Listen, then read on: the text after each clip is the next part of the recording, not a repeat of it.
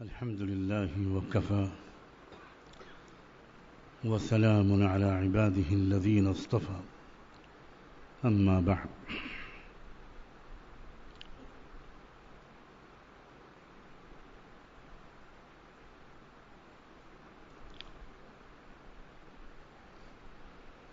أعوذ بالله من الشيطان الرجيم بسم الله الرحمن الرحيم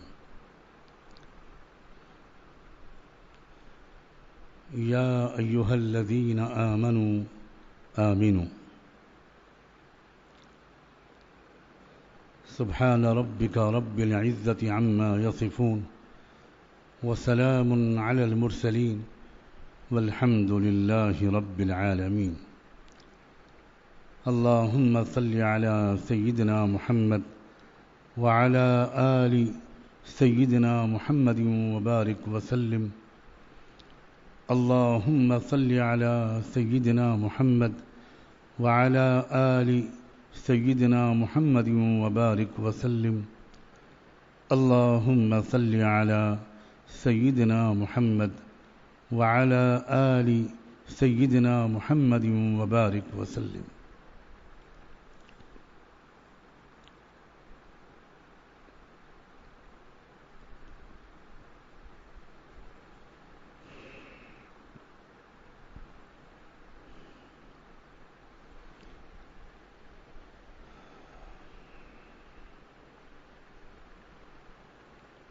اللہ تعالیٰ نے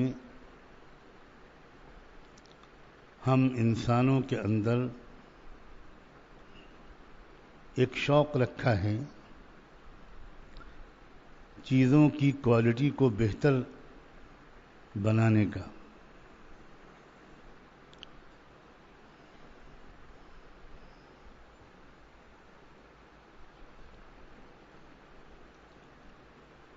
ہمیں جو چیز ملتی ہے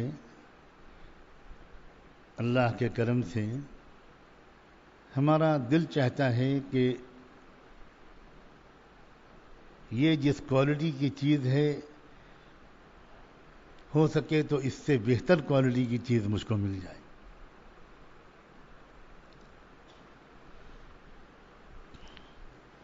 اسی شوق کی وجہ سے ہر چیز بہتر سے بہتر ہوتی چلی جا رہی. جس قسم کے مکانوں میں ہم رہتے تھے آج ہم ان سے بہتر مکانوں میں رہتے ہیں اور ہمارا دل چاہتا ہے کہ ہمارے بچے ہمارے موجودہ مکانوں سے بھی اچھے مکانوں میں رہیں. جیسے کپڑے ہم پہنتے تھے پہلے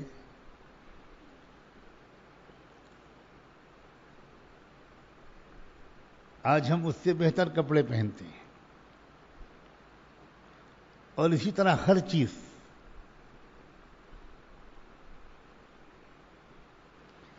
سڑکیں بہتر ہو رہی ہیں, روشنی کا انتظام بہتر ہو رہا ہے,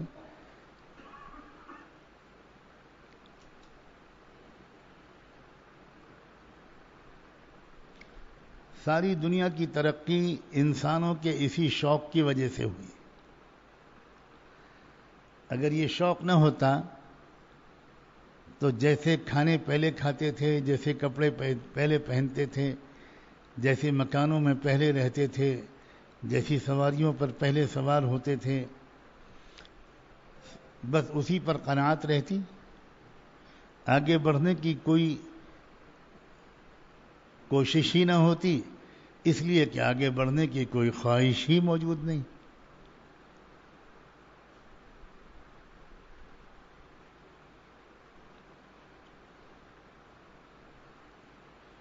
انسانوں کا جو شفیق پروردگار ہے اس نے انسانوں کے اس شوق پر کوئی پابندی نہیں لگائی.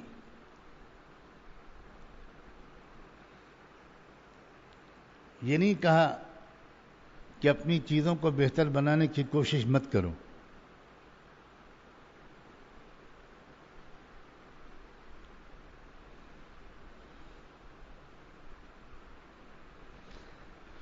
مگر ایک بات ضرور کہی اس شفیق پروردگار نے, اور وہ بھی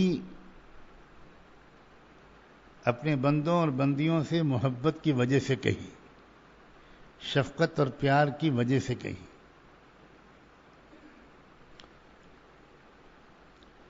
اور یہ کہا اس نے کہ تم صرف باہر کی چیزوں کو بہتر سے بہتر بناتے چلے جاؤ اور اپنے اندر کی مایا کو ویسے ہی پڑا رہنے دو، اس کی کوالٹی کو بہتر بنانے کی طرف توجہ نہ کرو، یہ غلطی مت کرنا۔ کیونکہ وہ چاہتا ہے کہ ہم ہر پہلو سے ترقی کریں۔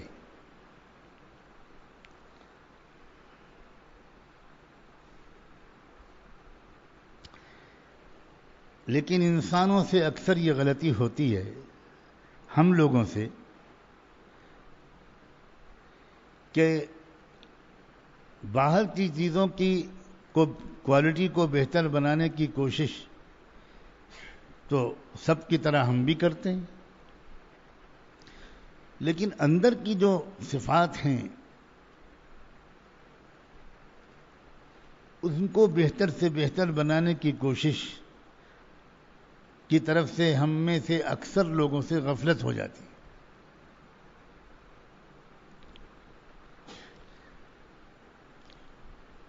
یہ اس رب کی شفقت کی ایک عجیب شکل ہے، اور اسلام کی اور شریعت کی خوبصورتی کا ایک عجیب پہلو ہے کہ اللہ نے، اس شفیق پروردگار نے، اندر کی چیزوں کو بھی بہتر بناتے چلے جانے کی بڑی آسان سی شکلیں ہم کو دے دی۔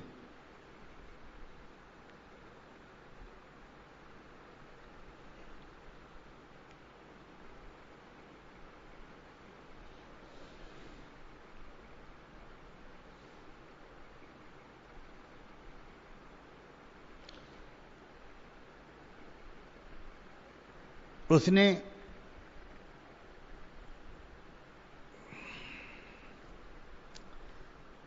چوبیس گھنٹے میں کچھ کام اللہ نے ہم پر فرض کر دیے۔ وہ فرض کرنے کے پیچھے اللہ کا ارادہ یہی ہے کہ میرے بندے اس فرض کی ادائیگی اگر ٹھیک سے کرتے رہیں گے تو ان کے اندر کی مایا بہتر ہوتی چلی جائے گی۔ یہ اس کی مہربانی کا عجیب راستہ ہے، عجب اس کی کا ثبوت ہے۔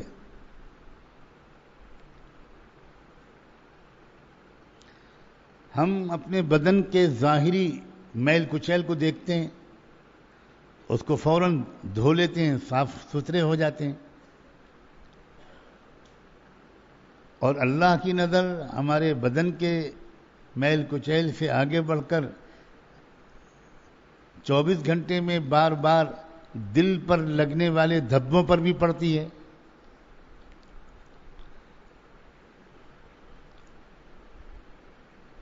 تو اللہ نے ہم کو 5 وقت کی نمازیں دے دیں تاکہ ہم درمیان کے وقت میں جو دھبے دل پر لگتے رہیں جانے انجانے میں، ان کو اچھی نماز پڑھ کر ہم ان دھبوں کو دھو لیا کریں۔ ایک شخص نے، ایک صحابی نے رحمت دو عالم صلی اللہ علیہ وآلہ وسلم سے دریافت کیا تھا،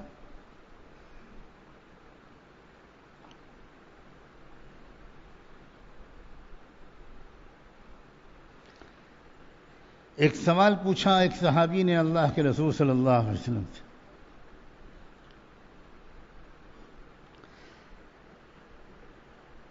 آپ نے اس کے جواب میں ایک عجیب و غریب بات فرمائی تھی کہ یہ بتاؤ کہ اگر کسی کے دروازے پر ایک دریا بہہ رہا ہو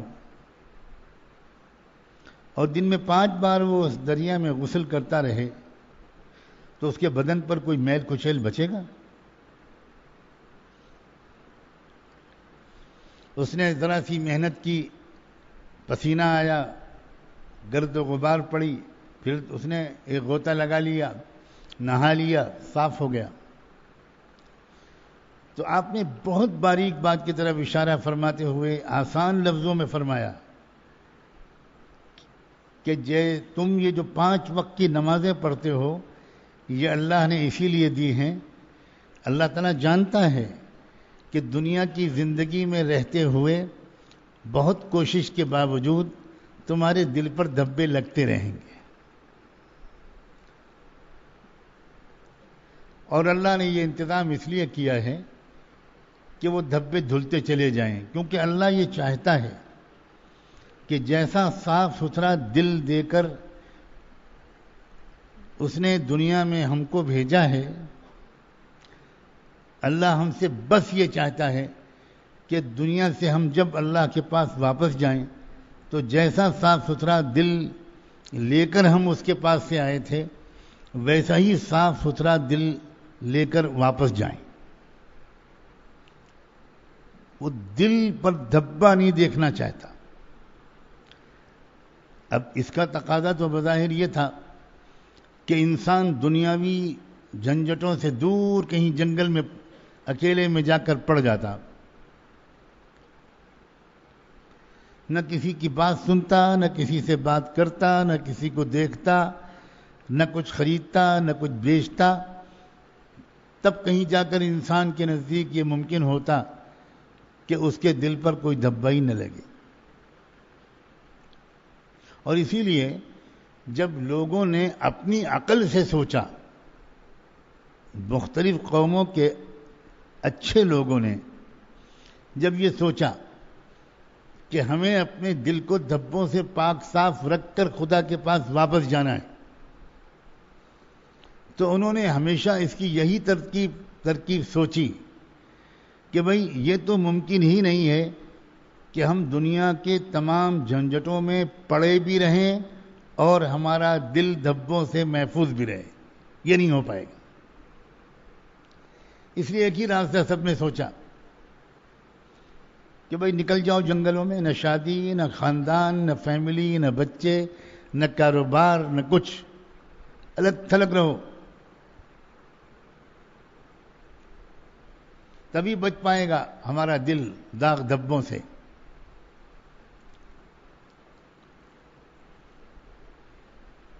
لیکن یہ وہ طریقہ ہے جو عام انسان تو نہیں کر سکتا، اور انسانیت کے شفیق پروردگار کی مرضی یہ نہیں ہے کہ کروڑوں میں 2-4 لوگوں کے دل پاک صاف رہیں. اس کی مرضی یہ ہے کہ ہر انسان کا دل پاک صاف رہے. ہر مزدور، ہر کسان، ہر جوان، ہر بوڑھے، ہر شہری، ہر دیہاتی، ہر پڑھے لکھے، ہر مرد، ہر عورت، ہر شاعر، ہر کھلاڑی، ہر فوجی، ہر سپاہی، ہر شخص کا دل پاک صاف رہے. اس کے لیے اس نے یہ ترکیب دے دی کہ تم دنیا کے کام کرو، احتیاط کے ساتھ کرنے کی کوشش کرتے رہو. زبان کو بھی احتیاط سے استعمال کرنا، آنکھوں کو بھی احتیاط سے استعمال کرنا. پھر بھی ہم جانتے ہیں کہ تم سے کچھ نہ کچھ غلطی ہوگی، وہ دھبے لگیں گے. ہم تم کو نماز دے رہے ہیں، نماز پڑھو گے، دھبے صاف ہو جائیں گے. چنانچہ جب ہمارے پاس واپس آؤ گے تو کاروبار کرتے ہوئے آؤ گے مگر صاف دل لے کر آؤ گے. بیوی بچے چھوڑ کر آؤ گے مگر صاف دل لے کر آؤ گے. کیا آسان راستہ اس نے دیا. پھر ہر چیز کو بہتر بنانے کا، یہ جو دل کو بہتر بنانے کا معاملہ ہے، دل کے میں دھبے نہ لگنے پائیں، اس کے لیے اس نے کہا کہ بھائی فرض کے ساتھ تھوڑی سی نفل سنت بھی پڑھ لیا کرو. اس کا فائدہ یہ ہوگا کہ فرض میں جو کمی رہ گئی، جس کی وجہ سے پورے دھبے اگر صاف نہ ہو پائے، پوری چمک نہ پیدا ہو پائی، تو تم آگے پیچھے سنت نفل لگا لو، بہت زیادہ دل چمک جائے گا. اللہ اکبر. پھر اس نے کہا کہ اچھا یہ فرض سنت نفل کے علاوہ تم ذرا سا ایک کام اور کرو. تم راستہ چلو گے، میں چاہتا ہوں تمہارا دل صاف رہے، تو راستے میں جو چیز نظر آئے جس سے کسی کو تکلیف پہنچ سکے اس کو کنارے کر دینا، تمہارا دل صاف ہو جائے گا. یہ کس نے کہا کہ دل کو صاف کرنے کے لیے بہت بڑے مجاہدے چاہیے؟ یہ جو ہم لوگ عام طور پر سنتے ہیں نا، تو سچی بات یہ ہے کہ ہم میں سے اکثر کی ہمت نہیں ہوتی. نوجوان تو سوچتا ہے کہ بھائی دل کا صاف ہونا ہے تو اچھی بات، مگر ابھی تو نہیں کر پائیں گے. دیکھو لوگ ہنس کے میری بات کی تصدیق کر رہے ہیں. میں بھی تو آپ ہی میں سے ہوں. میں خالی آپ کا حال تھوڑی سنا رہا ہوں، اپنی آپ بیتی سنا رہا ہوں. آدمی سوچتا ہے کہ بھائی 60-70 سال کے ہو جائیں گے، نہ منہ میں دانت بچیں گے نہ پیٹ میں آنت، تب جائیں گے 4 مہینے کے لیے، سال بھر کے لیے، بس دل صاف ہو جائے گا. ابھی تو بھائی نہیں کر سکتے. بات تو اچھی ہے، مگر یہ تو بوڑھے ہیں جو بیان کر رہے ہیں. اکثر اتفاق سے بوڑھے ہی بیان کرتے ہیں. تو جوان سوچتا ہے کہ یہ تو جب ہم اس عمر کو پہنچیں گے تو ہم بھی بہت تصوف کے مقامات بیان کریں گے. میں یہ سمجھانا چاہتا ہوں کہ ایک شاعر، ایک کھلاڑی، ایک اسپورٹس مین، ایک تاجر، ایک شوہر، ایک دلہا، ایک دلہن، ایک حاکم، ایک رولر، ایک جج، ایک ڈاکٹر سید الاولیاء بن سکتا ہے. حضرت محمد رسول اللہ صلی اللہ علیہ وسلم ایسا طریقہ لے کر آئے کہ اس طریقے پر چل کر پوری امت اللہ کی ولی بن گئی تھی. بھائی اس میں چند صحابہ ولی نہیں بنے تھے. اور جو صحابہ ہم لوگ کہتے ہیں نا، تو ہمارے ذہن میں یہ آتا ہے کہ صحابہ بزرگان دین تھے. آج کل کے جو اصطلاح ہے بزرگان دین کی، یہ صحابہ اکثر مزدور تھے، کسان تھے، غریب تھے، دیہاتی تھے، ان پڑھ تھے. ان میں شاعر بھی تھے، ان میں فوجی اور سپہ سالار بھی تھے، ان میں کھلاڑی بھی تھے، ان میں کشتی کے ماہرین بھی تھے، ان میں ریس کے ماہرین بھی تھے. یہ سب تھے. جتنے رنگ کے لوگ تم آج ہم میں ہیں، اتنے ہی رنگا رنگ کے لوگ ان میں تھے. ہنسی مذاق کرنے والے بھی تھے.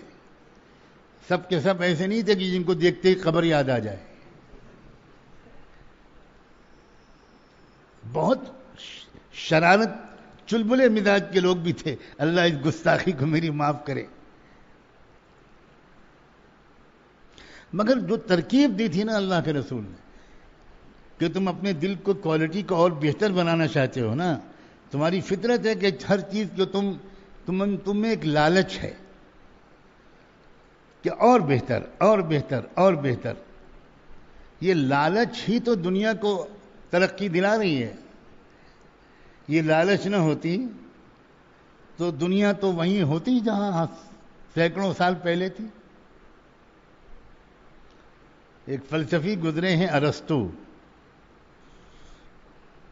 اللہ کرے آپ کے ددیال، ننیال اور سسرال تینوں میں کوئی فلسفی نہ پیدا ہو.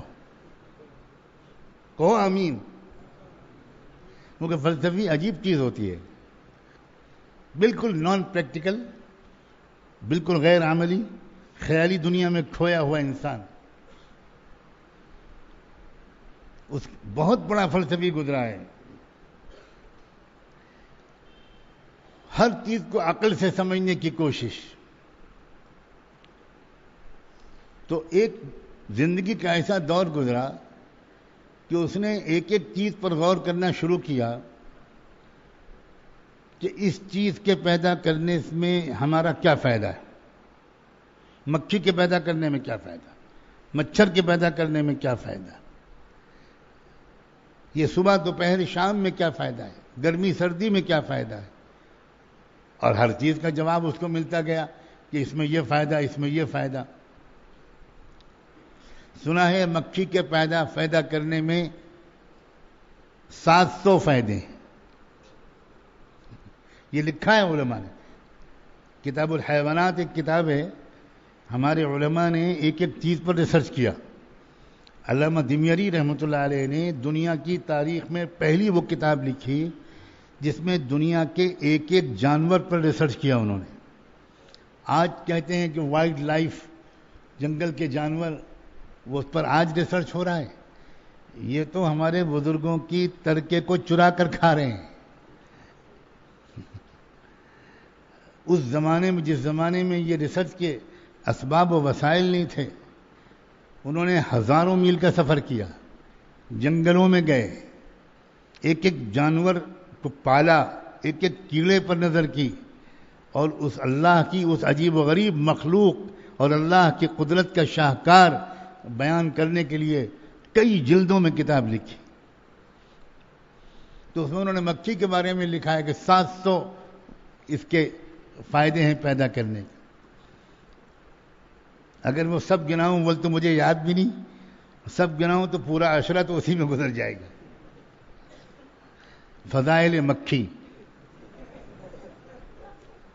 مکھی کا ایک فائدہ انہوں نے لکھا ہے، مکھی تکبر کو توڑتی ہے. آزمایا آپ نے کبھی؟ آپ چیف جسٹس ہیں، آپ بہت بڑے آدمی ہیں، آپ کروڑ پتی ہیں، آپ پروفیسر ہیں، آپ ڈاکٹر ہیں، اور مکھی نے پہچان لیا کہ ان کا علاج کرنا ہے. اب وہ ادھر سے آئے گی، آپ یوں جھٹکا دیں گے، پھر ادھر سے آ جائے گی، پھر آپ بگا دیں گے، پھر آ جائے گی، پھر آپ بگائیں گے، پھر ادھر آ جائے گی. اسی لیے وہ کہتے ہیں کہ عربی میں مکھی کو ذباب جو کہتے ہیں، وہ کہتے ہی اس لیے ہیں کہ ذباب اصل میں شارٹ فارم ہے کلما ذب ابا. جب جب اس کو بھگایا جائے وہ پھر آ جائے گی. بڑے بڑوں کا تکبر ٹوٹ جاتا ہے کہ ایک مکھی کو نہیں بھگا پاتا آدمی.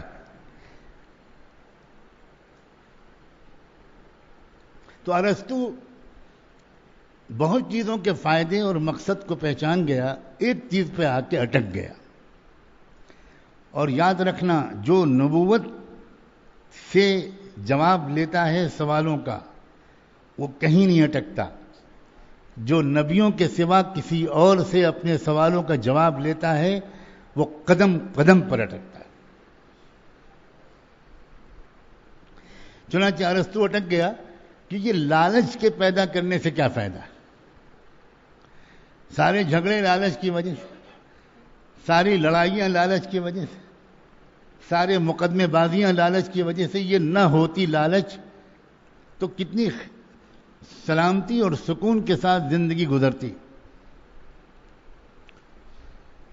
اللہ تعالیٰ نے یہ بات اس کی سن لی اور فیصلہ فرما دیا کہ اچھا ہم سمجھاتے ہیں تم کو کہ لالچ کا کیا فائدہ ہے. ایک دن اس کی بیوی نے کہا کہ آپ تو اپنے فلسفے میں کھوئے رہتے ہیں، کچھ خبر ہے آپ کو؟ اتنے دن سے گھر میں پانی پہنچانے والا سکا نہیں آیا. جو پانی لا کر بھرتا تھا مشک میں بھر کر گھر میں، وہ اتنے دن سے نہیں آیا. جمع شدہ پانی ختم ہو چکا، اب ایک بوند پانی نہیں بچا. کچھ فکر کریں بھائی.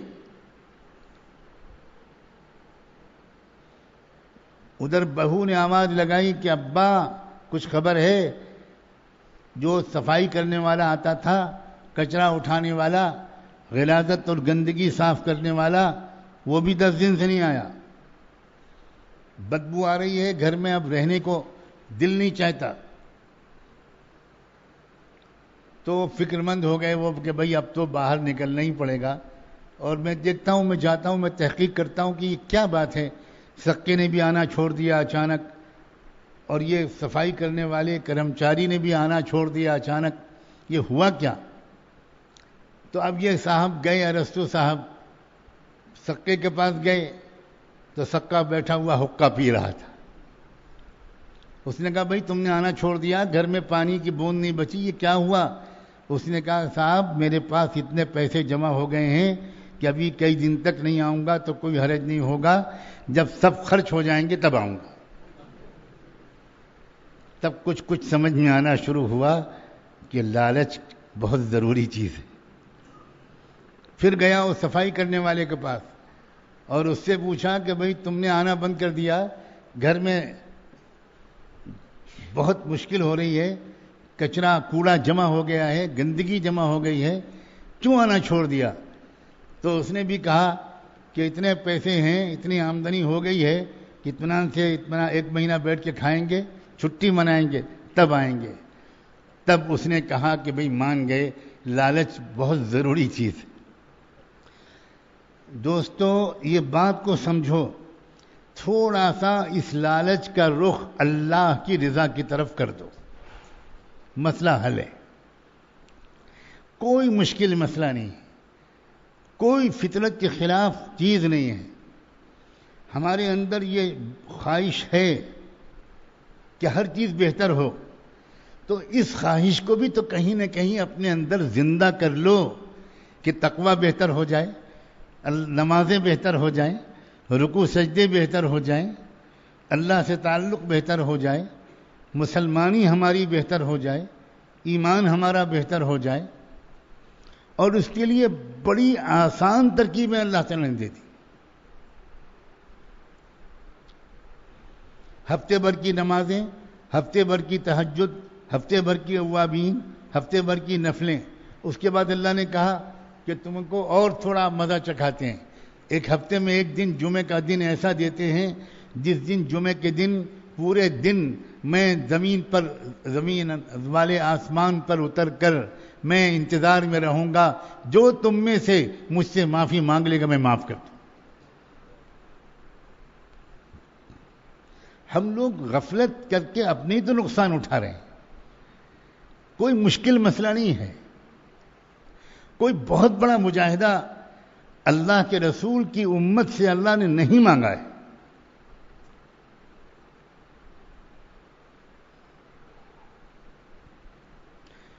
فرمایا اچھا تھوڑا اور بہتر کرنا چاہتے ہو, کوالٹی کو تھوڑا اور بہتر کرنا چاہتے ہو, تم ہر پیر و جمعرات کو روزہ رکھ لیا کرو.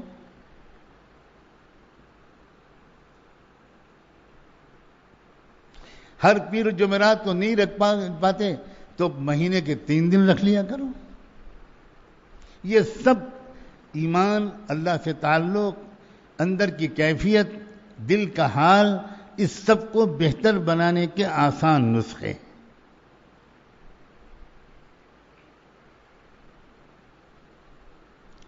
اور ایک خاص بات کہ عجیب و غریب بات ہے, اللہ تعالیٰ نے ایک ایسا سسٹم سیدنا محمد رسول اللہ صلی اللہ علیہ وسلم کے ذریعے دے دیا کہ اگر اس سسٹم سے فائدہ اٹھائیں ہم تو اندر کی کیفیت بھی بہتر ہوگی اور اسی کا فائدہ ہماری صحت کو بھی پہنچے گا. اب تفصیل میں جانے کا کتنا وقت لگ جائے گا. آپ وضو سے شروع کریں. وضو بدن کے گناہوں کو دھو دیتا ہے اور اسی وضو سے انسان کو صحت بھی نصیب ہوتی ہے. ہزاروں بیماریوں سے چھٹکارا دلاتا ہے یہ وضو. یہ ایک معجزہ ہے رسول اللہ صلی اللہ علیہ وسلم کا. کروڑوں معجزوں میں سے ایک یہ بھی کہ جو چیز باطن کو صاف کرتی ہے, جو چیز آخرت کو بناتی ہے, جو چیز ہم کو اپنے اللہ سے قریب کرتی ہے, وہی چیز ہم کو دنیا میں بھی فائدہ پہنچاتی ہے. الگ الگ چیزوں کی تقسیم ختم کر دی اللہ نے. امریکہ کے ایک ایئرپورٹ پر ہمارے حضرت کے خلیفہ ہیں ڈاکٹر ندیم صاحب امریکہ میں, انہوں نے واقعہ سنایا ایک اور صاحب کا. وہ بھی ڈاکٹر ہیں اور دماغ کے ڈاکٹر ہیں. تو امریکہ کے ہوائی اڈے پر وضو کر رہے تھے. تو وضو کرتے ہوئے انہوں نے وضو کے طریقے کے مطابق گردن کا مسح بھی کیا, سر کے مسح کے ساتھ گردن کا اور کانوں کا مسح جو کیا جاتا ہے وہ بھی کیا. ان کے بغل کے واش بیسن پر کھڑا ہوا ایک بہت بڑا امراض دماغ کا اسپیشلسٹ ڈاکٹر امریکہ کا, وہ بھی ہاتھ منہ دھو رہا تھا. تو اس نے گردن کے پیچھے ان کو ہاتھ پھیرتے ہوئے دیکھا. تو اس نے ان سے پوچھا کہ یہ کیا کر رہے ہیں آپ؟ تو اس نے کہا ہم وضو کر رہے ہیں. یہ کیا ہوتا ہے؟ انہوں نے بتایا کہ ہم دن میں کئی بار اس طرح وضو کرتے ہیں. تو اس نے کہا کہ اچھا آپ کس ملک کے ہیں رہنے والے؟ تو ان ڈاکٹر صاحب نے کہا کہ ہم پاکستان کے ہیں. تو اس امریکی ڈاکٹر نے پوچھا کہ پاکستان میں کتنے پاگل خانے ہیں، دماغی امراض کے کتنے اسپتال ہیں؟ تو یہ ڈاکٹر صاحب سوچنے لگے کہ یہ بھی کوئی سوال ہے؟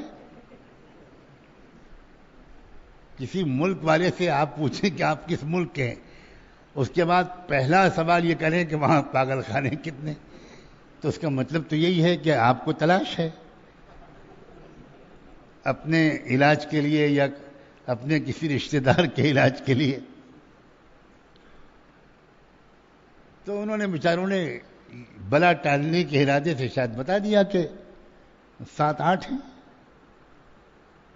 تو انہوں نے کہا کہ اچھا میں سمجھا. اب یہ اور پریشان کہ یہ عجیب آدمی ہے، پوچھ رہا پاگل خانے کتنے، میں بتا رہا ہوں کہ اتنے. تو کہہ رہا اچھا، ارے یہ واقعی یہ تو قابل علاج معلوم ہوتا ہے. تو ان کا سر آپ یہ پوچھ کیوں رہے ہیں؟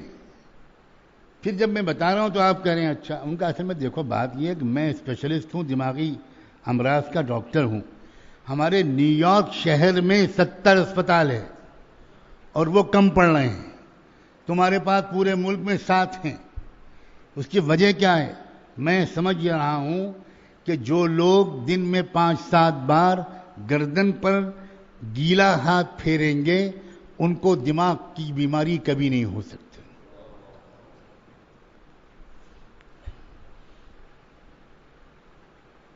ہمیں قدر نہیں ہے محمد الرسول اللہ صلی اللہ علیہ وسلم کی رہنمائیوں کی. صرف ناک میں پانی ڈالنا، صرف ناک کو سنکنا، صرف مسواک کرنا، صرف کلی کرنا، یہ کتنی بیماریوں سے چھٹکارا دلاتا. تو یہی وضو گناہ بھی صاف کرواتا ہے، یہی وضو مغفرت بھی کروا دیتا ہے، یہی وضو صحت بھی دے دیتا ہے. پھر وضو سے آگے بڑھ کر آؤ نماز میں.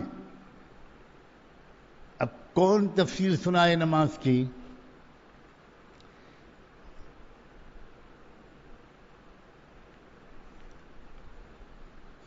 نماز پوری کی پوری نماز بدن کے تمام اعضاء میں بلڈ سرکولیشن کو تیز کرنے کا سب سے شاندار عمل ہے. اور ہزاروں بیماریاں جو پیدا ہوتی ہیں وہ انسان کے بدن میں خون کے دوران کسی حصے میں کم ہوتا ہے.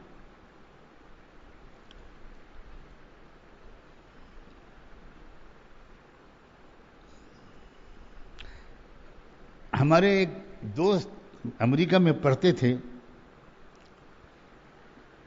انہوں نے بتایا کہ ہم جس یونیورسٹی میں پڑھتے تھے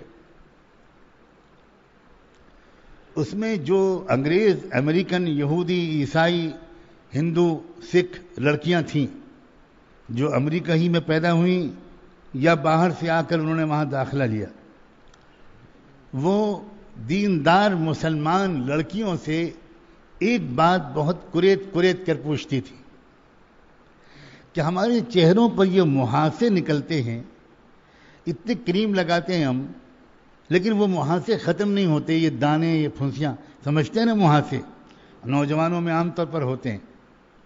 تم لوگوں کے چہرے پہ ایک مہاسا نہیں ہے، کوئی دانہ نہیں ہوتا، کوئی دھبا نہیں ہوتا. یہ تم لوگ کون سی کریم لگاتی ہو؟ شاید تم انڈیا سے کوئی کریم لگاتی ہوگی دیسی، تو ہم کو منگوا دو وہ کریم. یہ تمہارے چہرے اتنے چمکتے ہوئے کیوں ہیں؟ تو ان کا ہم کو تو نہیں معلوم، ہم نے تو آج تک غور ہی نہیں کیا، اپنے اور تمہارے چہروں کے درمیان ہم نے کوئی فرق نہیں کیا. تو کیا کریں؟ ان کا بھئی یہ تو پوچھنا پڑے گا. تو ان کا کہ کالج میں جو ہمارے جو ہیلتھ کے ذمہ دار ہیں، چل کو ان سے پوچھتے ہیں. تو ان سے اپائنٹمنٹ لیا. یہ سچا واقعہ ہے. اور وہ لڑکیاں اور یہ دیندار پابند صوم و صلات مسلمان بچیاں، یہ لوگ مل کر گئیں اور ان لڑکیوں نے ہم سے پوچھا، وہ بھی ایک عورت تھی، جو لیڈی ذمہ دار تھی وہ ہیلتھ کی، اس سے پوچھا کہ میڈم ہم یہ نہیں سمجھ میں آتا کہ ہم لوگ دنیا بھر کی کریمیں استعمال کرتے ہیں، ہمارے چہرے کے مہاسے ختم نہیں ہوتے، یہ کہتی ہیں ہم کوئی کریم استعمال نہیں کرتے اور ان کے چہرے پر ایک مہاسا نہیں، وجہ کیا ہے؟ تو میڈم لبنانی تھی، کرسچن تھی، لبنان کی کرسچن تھی، تو اس نے کہا کہ تم مسلمان ہو؟ کہا مسلمان، نماز پڑھتی ہو؟ کہا نماز پڑھتے ہیں۔ کتنے وقت نمازیں پڑھتی ہو؟ تو ان لڑکیوں نے کہا کہ ہم لوگ 5 وقت کی تو فرض نمازیں پڑھتے ہیں، اور اللہ کا شکر ہے کہ ہم میں سے 3-4 بہنیں وہ ہیں کہ جو ہم تہجد بھی پڑھتے ہیں، ہم مغرب کے بعد 4-6 رکعت نفلیں بھی پڑھتے ہیں۔ تو انہوں نے کہا کہ اچھا تم نماز پڑھ کے دکھاؤ، اور ان لڑکیوں سے کہا تم خاموشی کے ساتھ نماز ان کی دیکھو۔ اب یہ بچیوں نے نماز کی نیت باندھی، پوری نماز جب پڑھی اور جب یہ بچیاں سجدے میں گئیں تو انہوں نے کہا کہ اگر تم چاہتی ہو کہ تمہارے چہرے سے مہاسے مٹ جائیں تو اسی طرح سجدے کیا کرو۔ مجھے امید ہے کہ آپ خود عمل کریں نہ کریں، اپنی بیٹیوں کو جا کر آج ضرور بتائیں گے اگر جا سکیں گے، ورنہ فون سے بتائیں گے۔ خوب بتائیے، میری طرف سے اجازت ہے۔ چلو مہاسے مٹانے ہی کے لیے وہ نفلیں پڑھیں۔ یہ کیا دیا ہے ہم کو اللہ کے رسول صلی اللہ علیہ وسلم۔ اب یہی نماز دل کی کیفیت کو بہتر بنانے کی بھی ہے، یہی اللہ سے ہمیں قریب بھی کر رہی ہے، یہی دل کے دھبوں کو مٹا بھی رہی ہے۔ جمعے کے دن آتا ہے تو اور زیادہ فضیلت بڑھ جاتی ہے۔ پھر اللہ تعالیٰ نے کیا کیا؟ اللہ تعالیٰ اسی طرح بڑھاتے بڑھاتے بڑھاتے بڑھاتے لے آیا رمضان کا مہینہ۔ یہ سب وہ ہے جس کو میں نے شروع میں عرض کیا تھا کہ اللہ تعالیٰ کی طرف سے ہمارے دل کے داغ دھبوں کو مٹانے کی ایسی آسان ترکیبیں دے دی۔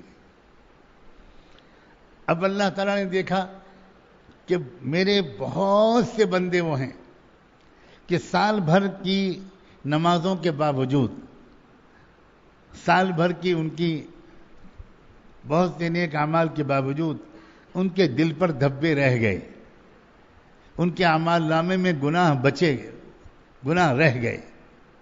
اور اللہ کہہ لیتا ہے کہ میں اپنے محبوب کی امت کو جہنم میں تو نہیں بھیجنا چاہتا، میں اپنے محبوب کی امت کی تو مغفرت کا وعدہ کر چکا ہوں۔ تو کیا کیا اللہ نے؟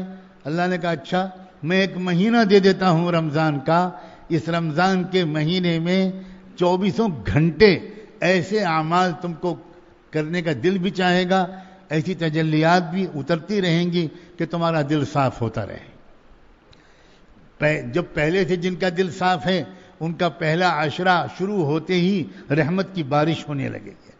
جن کا پوری طرح دل صاف نہیں ہے وہ رمضان کے 10 دن اور 10 راتیں ایسی گزار لیں گے تو پھر جو دوسرا عشرہ شروع ہوگا اس میں سارے دھبے صاف ہو جائیں گے۔ یہی مطلب ہے اس بات کا کہ دوسرا عشرہ ہے مغفرت کا۔ یہ انتظام ہے اللہ تعالیٰ کی طرف سے۔ پھر دوسرا عشرہ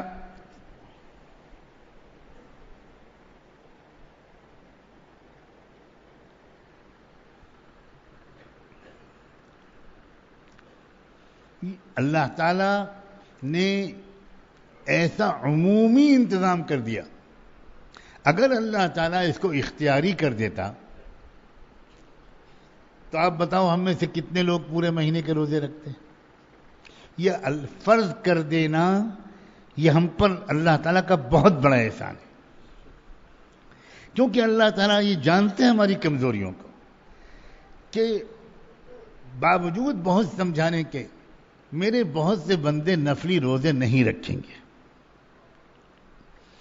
تو اللہ تعالیٰ نے انتظام کیا کہ میں ایسا فرض کر دیتا ہوں، اور جب ایک مہینے میں ایک ساتھ فرض ہوگا تو اس کی وجہ سے ماحول بن جائے گا، اور جس عمل کا ماحول بن جاتا ہے وہ عمل آسان ہو جاتا ہے۔ رمضان کے روزے کتنے آسان ہو جاتے ہیں؟ اس لیے کہ ماحول ہے۔ رمضان کے علاوہ اکیلے سحری میں اٹھنا کتنا مشکل ہے، رمضان میں بالکل پتہ نہیں چلتا۔ یہ محض اللہ تعالیٰ کا کرم ہے، یہ اس کی محبت کی دلیل ہے۔ یہ اس کی شفقت اور پیار کی دلیل ہے. پھر اس نے عجیب مہربانیاں ہیں.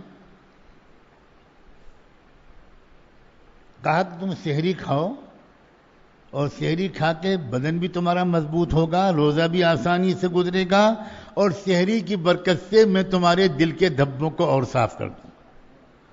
کمال ہے واقعی. اللہ اکبر.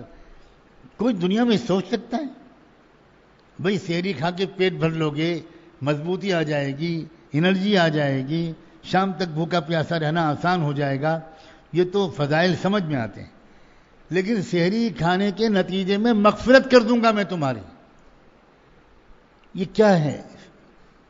محبت, شفقت, پیار اور رحمت کی انتہا ہے. پھر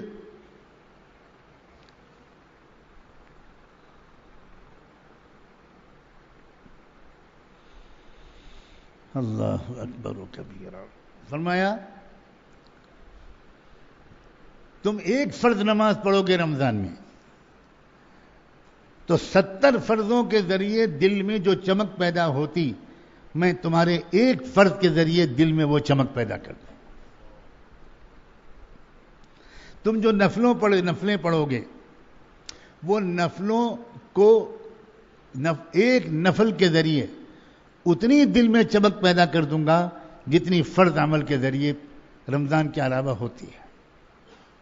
پھر اور کمال کر دیا, اللہ تعالیٰ یہ بھی جانتے ہیں کہ ہم میں اتنے فیصدی لوگ ہوں گے کہ جو اپنی مرضی سے انفرادی طور پر نفل نہیں پڑھیں گے, تو اللہ نے تراویح کا انتظام کر دیا. مہربانیوں کی انتہا ہے. جیسے اللہ گھیر گھار کر کے ہم سب کو جنت کی طرف لانا چاہتے ہیں. میرے بندو کہاں جا رہے ہو تم؟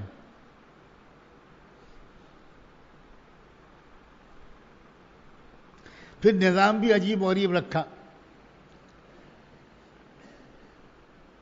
افطار کا انتظام کیا, افطار میں لذت رکھی. بھوک اور پیاس کے بعد جب انسان کے حلق میں کچھ جاتا ہے تو ظاہر ہے کہ زیادہ ہی اچھا لگتا ہے.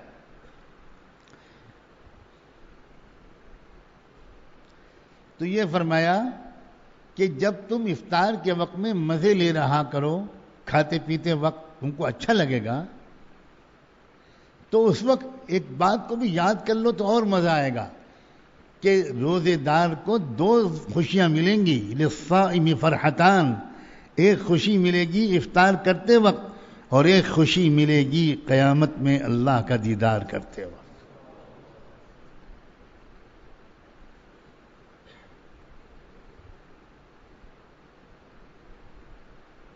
عجیب مہربانیاں, شفقتیں, پیار. کس نے کہا ہے کہ دین پر چلنا بہت مشکل کام ہے؟ کس نے کہا؟ یہ کیا ناسمجھی ہے بھائی.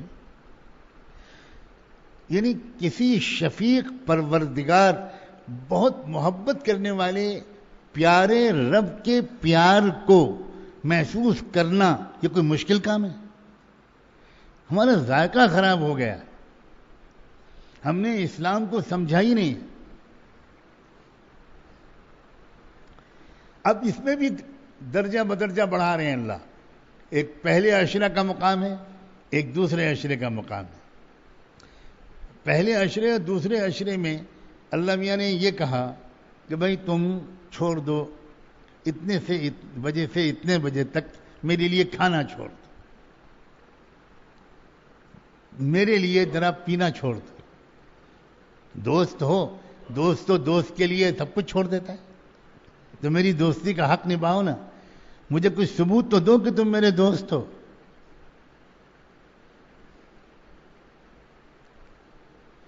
اب دوستوں نے دوستی کا حق نبھانے کی کوشش کی, صبح سے شام تک کھانا چھوڑا, پینا چھوڑا, خواہشات چھوڑی. تو اللہ نے کہا کہ بھائی نرخ بالا کن کے ارزانی ہنوز, اب ذرا دوستی اور دکھاؤ, اب ذرا گھر بھی چھوڑ کر میرے در پر آ کر پڑ جاؤ. یہ عجیب انداز ہے اللہ. اب میرے پاس آ کے پڑ جاؤ. ابھی تک تو تم صرف رات میں پرہیز کرتے تھے, اب تو سب کچھ چھوڑ چھاڑ کے میرے گھر میں آ کے پڑ جاؤ، تاکہ کوالٹی بہتر ہو۔ یہ جو ہر چیز کی کوالٹی بہتر ہم کرنا چاہتے ہیں تو اللہ بھی ہمارے ایمان اور اپنی ذات عالی سے محبت بھرے تعلق کی سطح کو ہمارے اندر بہتر بنانا چاہتے ہیں۔ اسی بہتری کی ترکیب ہے اعتکاف۔ اعتکاف ہے کیا؟ حق تو یہ تھا اور ایمان کا اعلیٰ درجے کا تقاضا یہ ہے کہ ہر دم ہر وقت اللہ ہی اللہ رہے، اللہ ہی یاد رہے، اللہ ہی کی یاد میں ہم ڈوبے رہیں، اس کے جمال، اس کے حسن، اس کے انعامات، اس کی محبت، اس کی شفقت، اس کے پیار، اس کی نعمتوں کا یہ تقاضا تھا کہ ہم ایک دیوانے کی طرح اس کے گیت گاتے رہیں۔ عشق تو جنون چاہتا ہے، وہ عاشق ہی کیا جو مجنون ہو۔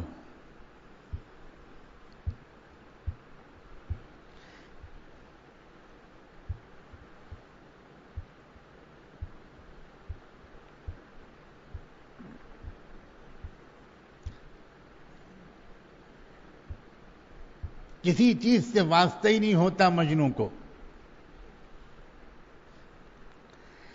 جس کے دل میں کسی کا عشق واقعی سما جاتا ہے، اسے ہر سوال کے جواب میں اس کو اپنا محبوب یاد آتا ہے، اسے کچھ نہیں خبر ہوتی دنیا میں۔ ایک شخص تھا قیس، بڑا پڑھا لکھا، قابل، دانشور، سمجھدار۔ لوگ اس شخص سے حکومت چلانے کے لیے مشورے مانگتے تھے۔ اتنا بڑا دانشور انسان تھا، اتنا سمجھدار انسان،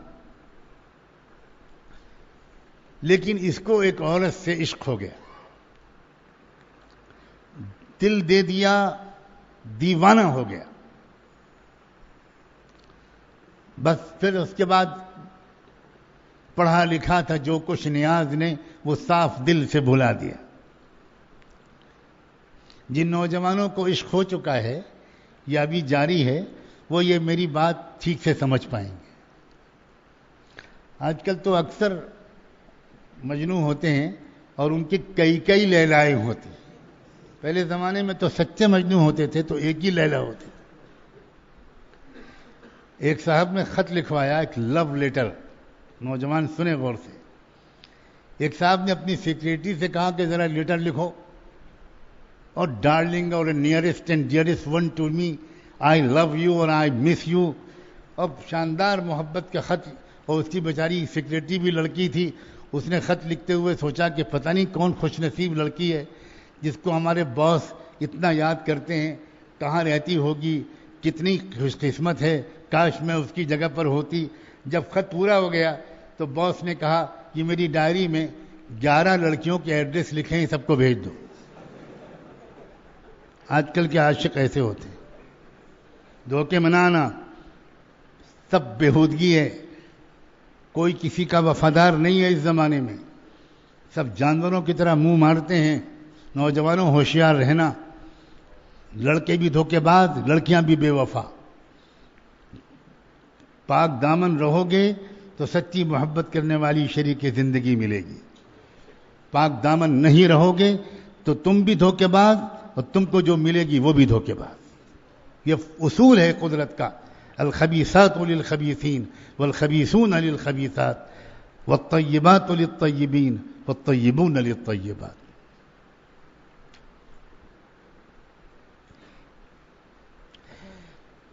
تو قیس کو عشق ہو گیا،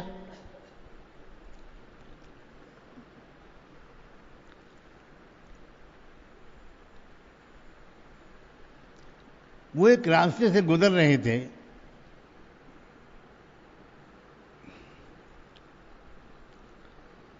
کہ وقت کے حاکم کو سے ملاقات ہوئی۔ انہیں پتہ نہیں تھا کہ قیس اب وہ قیس نہیں رہے، اب یہ دیوانہ ہو چکا، وہ شواز کھو بیٹھے۔ تو انہوں نے کہا کہ بھائی قیس سنو، بہت ضروری بات مجھے کرنی تھی، مجھے فلاں عہدے پر کسی بہت قابل آدمی کو اپوائنٹ کرنا ہے، کسی کا تقرر کرنا ہے، تمہارا بڑا حلقہ ہے، بہت سے لوگ تم سے جڑے رہتے ہیں، مجھے ذرا کوئی صحیح نام بتاؤ، مشورہ دو، میں کس کو اس عہدے پر بٹھاؤں؟ تو وہ بولا وہ میری لیلا بہت مناسب رہے گی۔ اس وقت انہوں نے کہا تھا اس سے بل انت مجنون، پاگل ہوئے ہو تم۔ تو یہ جو مجنون، لیلا مجنون کی کہانی مشہور ہے، یہ وہی قیس ہے، اس کا نام مجنون نہیں تھا، لیکن جس دن سے ان حاکم نے اس شخص سے یہ کہا کیا بکواس کرتے ہو تم، مجنون ہو گئے، پاگل ہو گئے ہو، اس دن سے اس کا نام مجنون مشہور ہو گیا۔ محبت اسے کہتے ہیں۔ اللہ تعالیٰ کی منشا اور حق اور مقام تو یہ ہے کہ ہمیں اللہ سے کم اس درجے کا عشق ہو جس درجے کا قیس کو لیلا سے تھا۔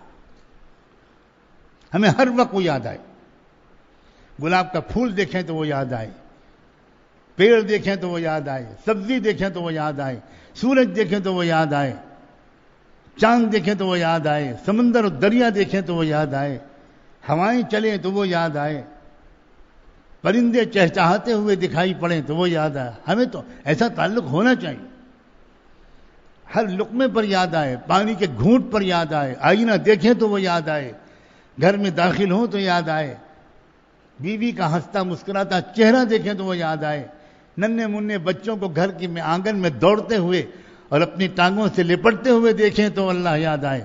حق تو یہ تھا، مگر اللہ رعایت کرتا ہے، اللہ کہتا ہے کہ میرے بندو تم سب اس مقام پر اگر نہیں پہنچ پاؤ گے، کچھ خاص لوگ تم میں سے پہنچ جائیں گے، لیکن میں اپنے محبوب کی امت میں صرف خاص لوگوں کو اپنی یاد میں ڈوبا ہوا دیکھوں، یہ مجھے اچھا نہیں لگتا، اس لیے میں 10 دن رمضان کے ایسے بٹھا دوں گا تم کو کہ اللہ ہی اللہ ہو اور کچھ نہ ہو، تاکہ تم کو بھی کچھ مل جائے۔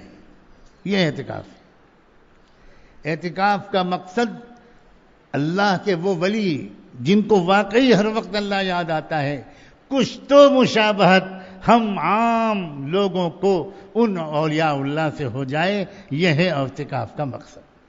ہر وقت کچھ مقصد ہی نہیں، کوئی مطلب ہی نہیں، پڑھ گئے سب چھوڑ چھاڑ۔ اعتکاف کا مقصد بیان سننا نہیں ہے، بہت صاف عرض ہے، اعتکاف کا مقصد بیان سننا نہیں ہے، بلکہ سچی بتاؤں ہمارے اکابر نے یہ جو اجتماعی اعتکاف کی اجازت دی، یہ مجبوراً دی ہے، یہ بالکل اعتکاف کا پسندیدہ طریقہ نہیں۔ اعتکاف کا پسندیدہ طریقہ یہ ہے کہ شہر کی کسی ویران مسجد میں جا کر پڑ جائے، محلے کی کسی اکیلی مسجد میں جا کر اکیلا پڑ جائے، بندہ ہو اور اللہ ہو، بندہ ہو اور اللہ ہو، کچھ نہ ہو اس کے۔ لیکن چونکہ ہمارے اندر اتنا بگاڑ آ گیا ہے کہ انفرادی طور پر ہم ذکر کر ہی نہیں پاتے، ہم یاد کر ہی نہیں پاتے، ہم نے سلیقہ ہی نہیں سیکھا، مشق ہی نہیں کی، ہماری سمجھ ہی نہیں آتا، ہم تھوڑی دیر یاد کرنے لگتے ہیں، اکیلے ذکر کرنے لگتے ہیں تو نیند آنے لگتی۔ اس لیے اللہ ہمارے بزرگوں نے کچھ اس کی اجازت دی کہ بھئی 2-4 لوگ اگر اکٹھا ہو جائیں، بیٹھ جائیں اور تھوڑا سا مذاکرہ بھی کر لو 24 گھنٹے میں تھوڑا سا، تاکہ اعتکاف کی جو اصل مقصد ہے وہ یاد آ جائے، اور پھر لگ جائیں ہم اپنے انفرادی اعمال میں، پھر لگ جائیں اپنی تلاوت میں، پھر لگ جائیں اپنے ذکر میں، پھر لگ جائیں مراقبوں میں، پھر لگ جائیں دعاؤں میں، پھر لگ جائیں نفلوں میں، پھر لگ جائیں نعت پڑھنے میں، حمد گنگنانے میں، پھر لگ جائیں مناجات پڑھنے میں، اپنے اپنے ذوق کے مطابق، صرف اس لیے اجتماعی ایک آدھ مجلس رکھی جاتی ہے، ورنہ اصل مقصد اعتکاف کا یہ ہے کہ ہم امت کے عوام کچھ دن کے لیے تو کم سے کم نقل ہی کر لیں ان مجنونوں کی جن کو ہر وقت اللہ یاد رہتا ہے، ان عاشقوں کی جن کو ہر وقت اللہ یاد رہتا ہے، اور بلا شبہ حضرت محمد صلی اللہ علیہ وسلم کی امت میں ہمیشہ ایسے عاشق رہے ہیں کہ جن کی دل کی ایک ایک دھڑکن میں اللہ اللہ کے سوا کچھ نہیں سنائی پڑتا. ہمارے والد ماجد رحمۃ اللہ علیہ کا جب انتقال ہونے لگا، آخری وقت تھا، ہم لوگ سب گھر کے لوگ چاروں طرف کھڑے ہوئے تھے. اتنے میں خبر آئی کہ حضرت مولانا رابع صاحب دامت برکاتہم تشریف لائے. تو مستورات سب پردے میں تو تھی ہی، راستہ دے دیا گیا، خالی کر دیا گیا. حضرت مولانا رابع صاحب، ان کے بھائی مولانا واضح صاحب اور ایک دو لوگ اور جو ان کے ساتھ آئے تھے، وہ حضرت والد صاحب کے پاس آ کر کھڑے ہو گئے جبکہ آخری سانسیں چل رہی تھیں. اب ہم جاہل نادانوں نے اس بات کو نہیں پڑھا تھا، نہیں سمجھے تھے کہ جب اس وقت حضرت مولانا رابع صاحب وہاں کھڑے ہوئے تو مولانا رابع صاحب کی آنکھ سے چپ چاپ آنسو ٹپکے. انہوں نے اپنے رومال سے آنسوؤں کو پوچھا. دیر تک حضرت والد صاحب کی زبان کو دیکھتے رہے. ہم لوگ تو صرف یہ محسوس کر رہے تھے کہ زبان اوپر نیچے جا رہی ہے. حضرت والد صاحب کہ اس حال کو دیکھ کر مولانا رابع صاحب باہر آئے، مجھے گلے سے لگایا، کہا مولانا حضرت مولانا منظور صاحب کے پورے بدن سے اسم ذات کا ذکر جاری ہے. اللہ اللہ اللہ اللہ اللہ آخری وقت میں. اور اب میں آپ سے اور کیا عرض کروں، اللہ اکبر. 24 گھنٹے ان کے انتقال کے بعد، رات میں انتقال ہوا، صبح ہم لوگوں نے غسل دیا ان کو. میں غسل میں شریک تھا. میں مسجد میں بیٹھ کر رمضان کی اس طاق رات میں آج آپ سے کہتا ہوں کہ اس وقت بھی ان کا قلب اللہ اللہ کر رہا تھا. یہ وہ لوگ ہیں کہ جو لکھ رہے ہوں، پڑھ رہے ہوں، کھا رہے ہوں، پی رہے ہوں، بول رہے ہوں، ہنس رہے ہوں، چل رہے ہوں، نکاح کی محفل میں شریک ہوں یا جنازے میں شریک ہوں، ان کا دل اللہ اللہ اللہ اللہ کرتا رہتا ہے.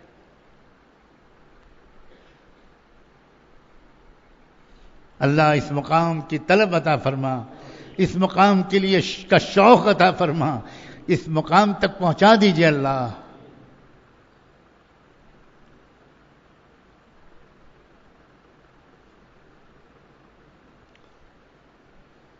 ہمارے اس سلسلے عالیہ نقشبندیہ میں جو وقوف قلبی کی مشق کرائی جاتی ہے، اگر وقوف قلبی کی مشق کوئی انسان کر لے، اس کو چند مہینے، سال، 1.5 سال لگتے ہیں، اس سے کم انسان کو وہ مشق ہو جاتی ہے کہ ذرا سا انسان ارادہ کرتا ہے اور تمام مشغولیتوں کے ساتھ ہمارا گنہگار دل بھی اللہ اللہ کرنے لگتا ہے.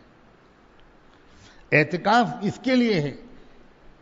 اعتکاف باتیں کرنے کے لیے نہیں ہے، بیان کرنے سننے کے لیے نہیں ہے، اکیلے کونے میں پڑھ کر رونے کے لیے ہے. جس کا جو زیادہ اعتکاف میں انفرادی اعمال کرے گا، جو جتنا زیادہ روئے گا، جو جتنی زیادہ تلاوت کرے گا، جو جتنی زیادہ توبہ کرے گا کہ اللہ اللہ اب تو معاف کر دے، اب تو آپ کے گھر پہ آ کے پڑ گئے.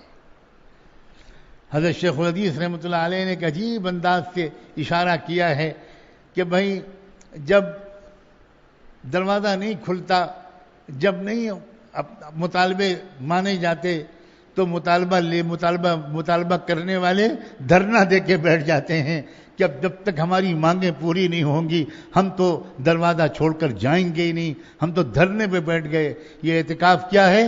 ہم دھرنے پہ بیٹھ گئے. جنت لیے بغیر نہیں جائیں گے، مغفرت لیے بغیر نہیں جائیں گے، تقوی لیے بغیر نہیں جائیں گے. ہم تنگ آ گئے ہیں اپنی گنہگاری کی زندگی سے.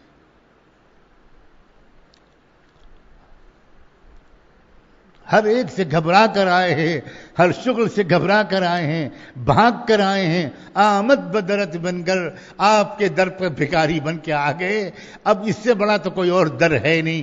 اب یہاں سے بھی خالی ہاتھ نہیں جائیں گے، نہیں جائیں گے، اللہ نہیں جائیں گے. اپنی تمناؤں کو رکھنے کے لیے آئے ہیں آپ. بہت تمنائیں ہیں، بہت شوق ہیں، بہت ارمان ہیں، بہت خواہشات ہیں، بہت ضروریات ہیں، اور دونوں طرح کی ہیں. ہماری دنیاوی ضروریات بھی ہیں، ہماری دنیاوی خواہشات بھی ہیں. کسی کے کاروبار میں رکاوٹ ہے، اچھی روزی چاہیے، کسی کو رشتہ چاہیے، کسی کو اور کچھ چاہیے، کسی کو صحت چاہیے، کسی کو کچھ چاہیے. ہماری یہ ضروریات بھی ہیں، اور ہمیں تقویٰ بھی چاہیے، ہمیں اللہ کی محبت اور مغفرت بھی چاہیے، اس کی رضا بھی چاہیے. یہ اعتکاف زندگی کا ایسا موقع ہے کہ اپنے سارے ارمان اللہ کے سامنے نکال کے رکھ دو. یہ غلطی و بھول چوک نہ ہو کہ موقع نکل جائے اور بعد میں یاد آئے ارے فلاں چیز کی تو ہم نے دعا ہی نہیں مانگی. یہ غلطی نہ ہو. یاد کر کر کے اب ڈائری میں لکھیے اپنی خواہشات. میں خواہشات کے لفظ بول رہا ہوں.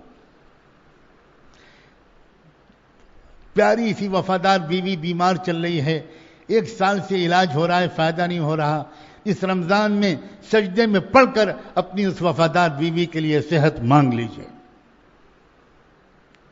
بچوں کا مسئلہ ہے، بوڑھے باپ کا مسئلہ ہے، کسی کے والد کو فالج ہو گیا، کسی کی والدہ کی آنکھ کی روشنی جاتی رہی، کسی کا مکان اس کا چھن گیا، کسی کے مکان کے بٹوارے میں اس کا نقصان ہو گیا، کسی کا قرض کا مسئلہ ہے، اس کسی نے ادھار لیا تھا وہ نہیں دے پایا، پریشان ہے انسان، کسی پر کوئی کیس چل گیا. یہ ساری ضروریات یہ بھی رکھیے اللہ کے سامنے. یہ مت سمجھیے گا کیا میں دنیا مانگنے آیا ہوں، یہ مت سمجھیے گا. رب عجیب پیارا ہے، اس سے جو مانگو وہ خوش ہوتا ہے. وہ بالکل یہ نہیں کہتا خبردار مجھ سے آخرت مانگنا دنیا نہ مانگنا، ہرگز نہیں. اس نے منہ بھر کے قرآن میں تعریف کی ہے، ربنا آتنا فی الدنیا حسنہ وفی الآخرۃ حسنہ. میرے کچھ بندے وہ ہیں جو مجھ سے یہ دعا کرتے ہیں ربنا آتنا فی الدنیا حسنہ. اور کمال ہے اللہ یہ بھی تو کہہ سکتا تھا ربنا آتنا فی الآخرۃ حسنہ وآتنا فی الدنیا حسنہ. اگر آخرت کو پہلے ذکر کر دیتا دنیا کو بعد میں ذکر کر دیتا تو ہم مولویوں کی سمجھ میں آتا کہ آخرت کی قیمت زیادہ ہے، دنیا حقیر چیز ہے. اس لیے اللہ نے ان بندوں کی تعریف کی ہے جو پہلے اللہ سے آخرت مانگتے ہیں بعد میں اللہ سے دنیا مانگتے ہیں. مگر قربان جائیں مولا، آپ نے کمال کر دیا شفقت کا. آپ نے ہمارے ظرف کا خیال رکھا، آپ نے ہماری اپنی سطح کا خیال رکھا، اور آپ نے تعریف میں وہ کلمات کہے میں اپنے ان بندوں سے بہت خوش ہوتا ہوں جو مجھ سے دنیا کے اندر بھی خوشیاں مانگتے ہیں، آخرت کی بھی خوشیاں مانگتے ہیں. واہ، کوئی پابندی نہیں ہے، سب مانگو جو تمہارا دل چاہتا ہے. نوجوانوں، تم کو خوبصورت بیوی چاہیے، مانگو اللہ سے، کوئی شرم کی بات نہیں.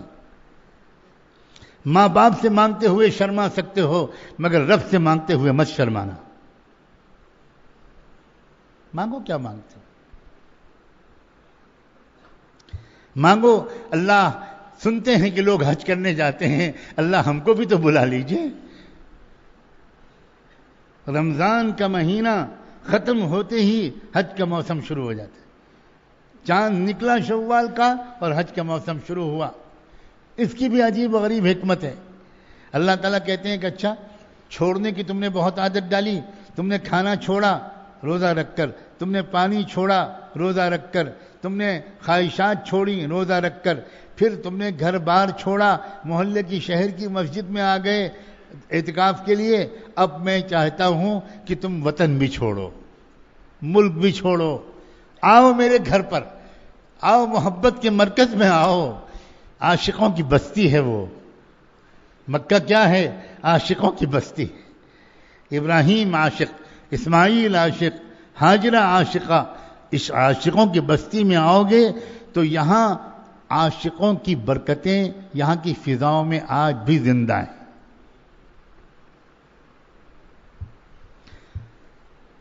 تو جس کا اعتکاف اچھا ہوگا انشاءاللہ کیا عجب ہے کہ اللہ اس در کی حاضری اس کے لیے مقدر کر دے. ماں سوا اللہ کو دل سے نکال دینا. رشتے سب کے نبھانے ہیں، سب کے رشتے ایسے نبھانے ہیں کہ دیکھنے والے کو یہ احساس ہو کہ یہ تو بس اپنی بیوی بچوں میں رہتے ہیں. اسلام کا حسن میرے جیسا ناجاہل آدمی بیان کر سکتا ہے؟ جس نے حسن کا مزہ چکھا نہیں وہ کیا بیان کرے گا؟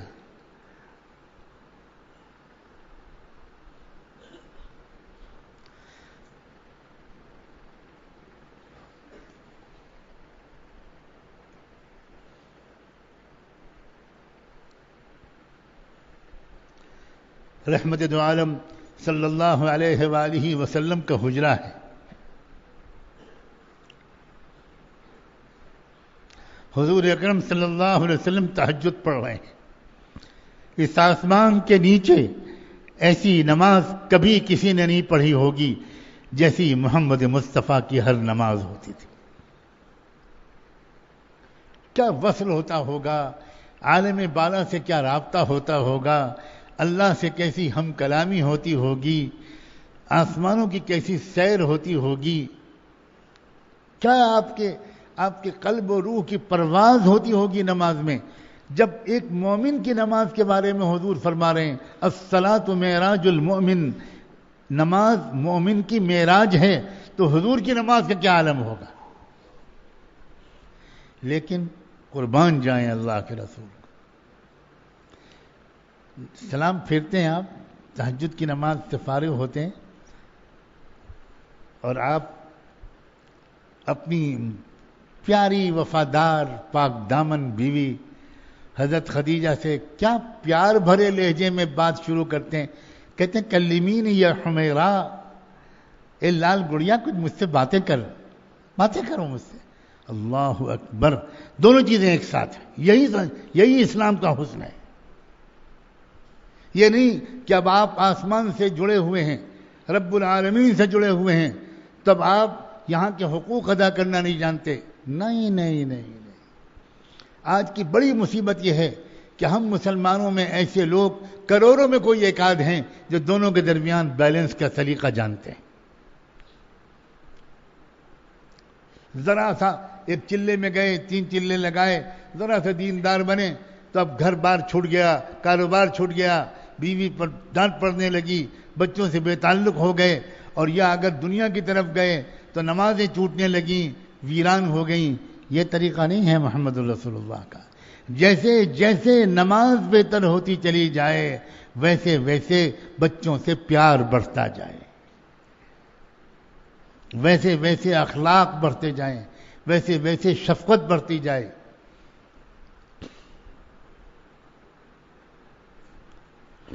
جو لوگ بالکل اجنبی پہلی مرتبہ کسی اللہ والے کے پاس جاتے ہیں،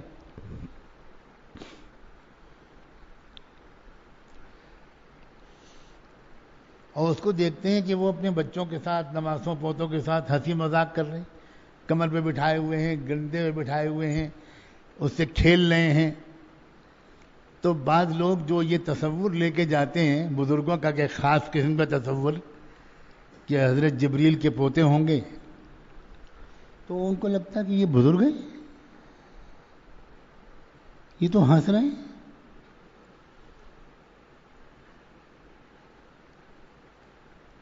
یہ تو بچوں کے ساتھ ہنس رہے ہیں، یہ تو کھیل رہے ہیں بچوں کے ساتھ. یہ بزرگ نہیں ہے بھائی، کہیں اور چلو. ما لهذا الرسول يأكل الطعام ويمشي في الأسواق. یہی چیز بن گئی حجاب رسول اللہ صلی اللہ علیہ وسلم کو پہچاننے میں بہت سے لوگوں کے لیے. وہ کہتے تھے یہ کیا بات، یہ بھی کوئی رسول ہے، یہ کھانا کھا رہے ہیں، یہ تو بازار میں چل رہے ہیں، یہ رسول ہے.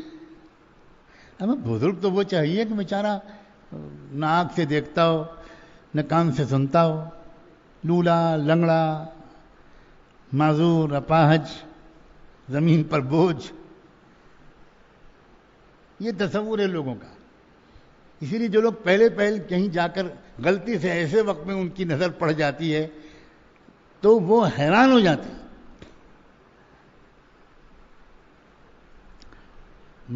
مجھے سابقہ ہوا ہے ایسے لوگوں سے. میری تربیت کے لیے اللہ نے ہر ڈیزائن کے آدمی سے مجھے ملاقات کرائی. چوکور ڈیزائن، گول ڈیزائن، لمبا چھوٹا، کالا سفید، پیلا نیلا، رنگین، کلرڈ.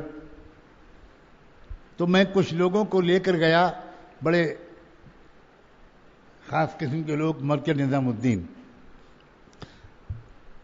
بدقسمتی سے ایسے وقت پہ پہنچے کہ دسترخوان لگا ہوا تھا، اور مجھے دیکھتے ہی حضرت جی تو اٹھ چکے تھے کھانا کھا کر، باقی حضرات بیٹھے ہوئے تھے.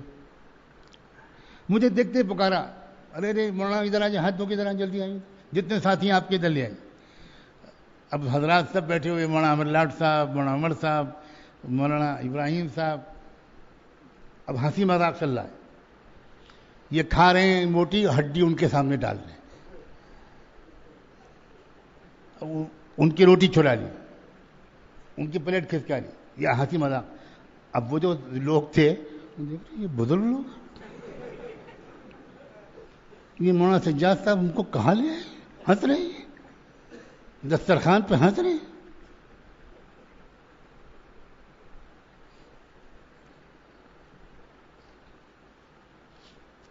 کیوں یہ تصور بیٹھا ہوا ہے نا، اس لیے کہ اسلام کو نہیں سمجھے۔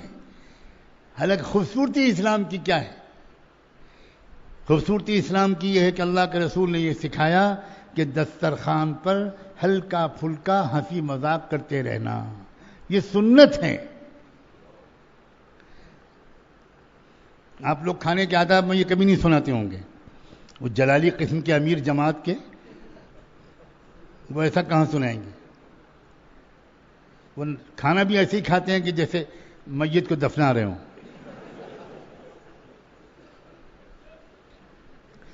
حضور نے فرمایا تحدثوا على موائدکم ولو بثمان اسلحتکم یا ولو بثمان الاسلحہ، دسترخوان پر خاموشی کے ساتھ قیامت کھایا کرو، ہلکی پھلکی باتیں کرتے رہا کرو۔ کیا ہے اسلام بھائی؟ اگر صحیح اسلام کسی کی سمجھ میں آ جائے تو جان دے دینے کا دل چاہتا ہے۔ کتنا آسان، کتنا پیارا، کتنا فطری، کتنا خوبصورت، ہر ذوق کی تسکین ہے اسلام میں، ہر مزاج کی تشفی ہے اسلام میں۔ اس لیے بھائی یہ اعتکاف کے وقت کو اس طرح استعمال کرے کہ اللہ کے سوا ہر چیز کی وہ والی محبت جو اللہ کا حق ہے وہ میرے دل سے عافیت کے ساتھ نکل جائے، اور ایک عشق والی کیفیت، ایک محبت والی کیفیت، ایک یاد والی کیفیت میرے دل پر آ جائے۔ یہ وقت ہے، اور یہ وقت ہے دعاؤں کا وقت۔ اپنے ارمان اللہ کے سامنے رکھ دو۔ میں تو کہتا ہوں اپنی اپنی ڈائریوں میں اپنی تمام ضروریات و خواہشات لکھ لو، کیونکہ کبھی کبھی دعا کے وقت میں سب چیزیں یاد نہیں آتی۔ جو چاہیے لکھ دو، کوئی تکلف نہیں اللہ سے۔ ایک صاحب دعا مانگ رہے تھے بیت اللہ کے سامنے بیٹھے ہوئے،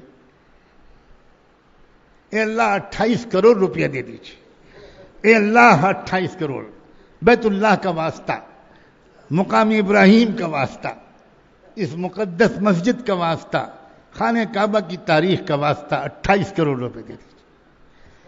اب میرے جیسا کوئی مولوی پاس میں بیٹھا ہوا تھا، اس سے برداشت نہیں ہوا۔ اس نے کہا بھائی بدتمیز، بے ادب، تیرا دماغ صحیح ہے؟ یہ اللہ میاں سے دعا کر رہا ہے یا بینک مینیجر سے مانگ رہا ہے کہ 28 کروڑ روپے دے دو؟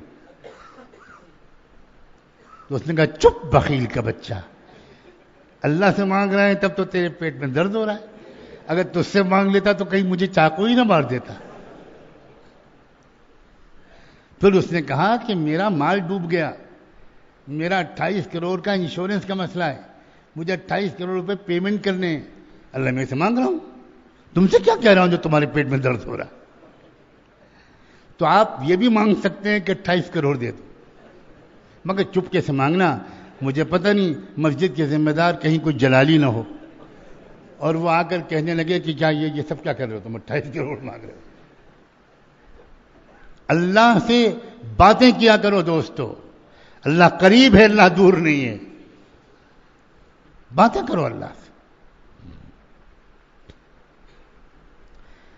ابھی بھی ایک بزرگ زندہ ہیں اس دور میں، میرے یہاں آ کر مہمان ٹھہرے، رات میں آوازیں آنی شروع ہوئی باتیں کرنے کی۔ میں سوچنے لگا کہ میں تو ابھی ان کو اکیلا سلا کر آیا ہوں، یہ کس سے باتیں کر رہے ہیں؟ تو میں چپکے سے دروازہ کھول کے جھانکنے لگا، کیا نرالا پیارا انداز تھا ان کا۔ اب وہ اکیلے میں لیٹ سونے سے اللہ اللہ آپ کتنے اچھے ہیں، اللہ میاں آپ کتنے اچھے ہیں، اللہ آپ کتنے اچھے، آپ نے مجھے آنکھیں دی، آپ نے مجھے کان دیے، آپ نے مجھے زبان دی، آپ نے مجھے اچھا جسم دیا، اللہ یہ آپ نے مجھے رضائی دی، اللہ مجھے آپ نے یہ چادر دی، اللہ مجھے آپ نے یہ کرتا دیا، اللہ مجھے آپ نے کیا دیا، اللہ بہت پیارے ہیں، یہ سب آپ نے دیا، اللہ اب آپ بھی مجھ کو مل جائیے نا، مل جائیے نا۔ اب میں دروازے پہ کھڑا ہوا، اس ولی کی ولایت پر رش کر رہا ہوں۔ واہ، یہ ہے دوستی اللہ سے۔ اللہ پسند کرتے ہیں۔ آپ یہ بتاؤ، ماں تکلف پسند کرتی ہے بچے سے؟ امی آپ کو تکلیف تو نہیں ہوگی، امی آپ برا تو نہیں مانیں گی، آپ کو زحمت تو نہیں ہوگی اگر میں آپ سے اسکول کی فیس مانگوں، اگر آپ سے آئس کریم مانگوں تو امی کوئی قانون شکنی تو نہیں ہوگی؟ تو امی فوراً ابو کو جگائیں گے کہ ذرا ڈاکٹر کے پاس لے جاؤ۔ امی پسند کیا کرتی ہیں؟ امی امی امی امی میں تو لے کے رہوں گا۔ امی اس کو پسند کرتی ہیں، قسم خدا کی اللہ بھی اسی کو پسند کرتا ہے۔ مانگو اللہ سے۔ اللہ تعالیٰ اس تعلق کو پسند کرتا ہے۔ اور ایک بات سمجھ لو، یہ وسوسہ بھی دل سے نکال دو کہ ہم گنہگار ہیں، ہم ایسے کیسے اللہ سے بات کر سکتے۔ اللہ تعالیٰ نے کوئی شرط نہیں لگائی ہے، کہا اذا سألک عبادی عنی فإنی قریب۔ جب میرے بندے تم سے میرے بارے میں پوچھیں کہ میں کہاں ملوں گا، تو میرے بندوں کو بتانا بہت قریب ہے اللہ تم سے، میرا یہ پتہ بتا دینا بس۔ اللہ نے نہیں کہا کہ جب میرے نیک بندے تم سے میرے بارے میں پوچھیں تب کہہ دینا کہ میں بہت قریب ہوں، قربان جائیں۔ اس نے تو عام کر دی بات، میرے بندے جب پوچھیں تو اللہ بندے تو ہم بھی آپ ہی کے ہیں، چاہے جتنے برے ہوں۔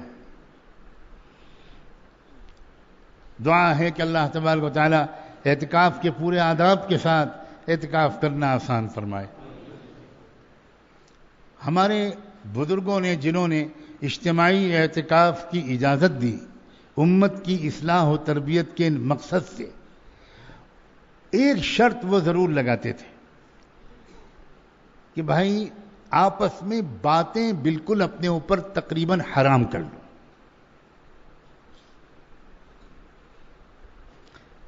کریں گے آپ حضرات؟ پابندی کریں، بالکل پابندی کریں، موبائل بالکل بند رکھیں۔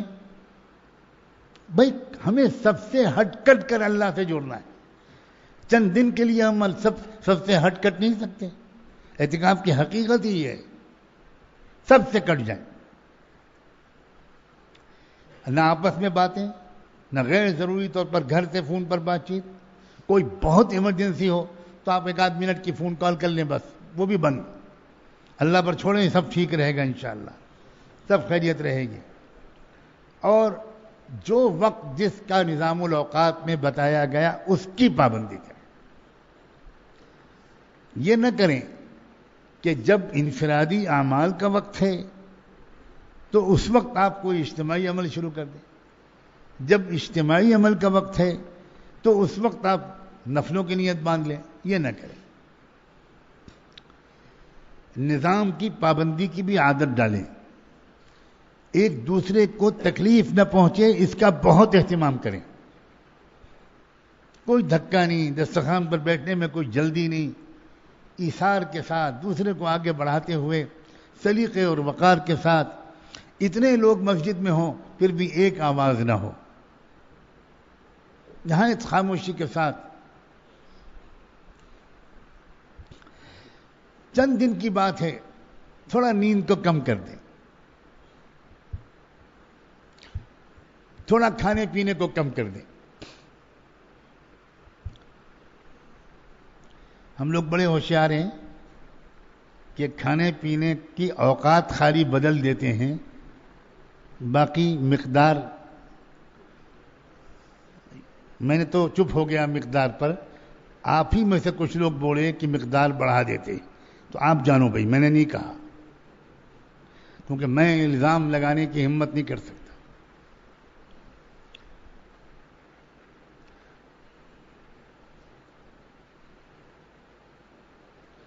میزبان لوگ پیش کریں، تراویح سے پہلے بھی تراویح کے بعد بھی، یہ ان کا کام ہے۔ میں تو اس پر پابندی نہیں لگاؤں گا، لیکن کوئی ضروری ہے کہ آپ ماشاءاللہ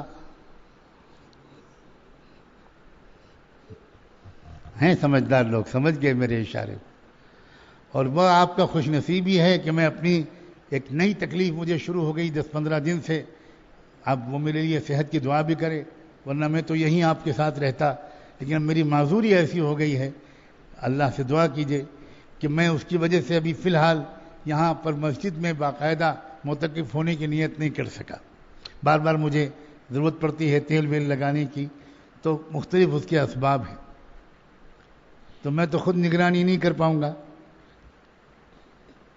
آپ خود اس بات کا اہتمام کریں، اور مجھے امید ہے کہ آپ اتنی طلب لے کر آئے ہوں گے کہ آپ کو نگرانی کی ضرورت نہیں، آپس میں بات چیت، سونا اور کھانا، یہ تینوں چیزیں کم جتنی کی جائیں گی اتنا دل میں نور اترے گا۔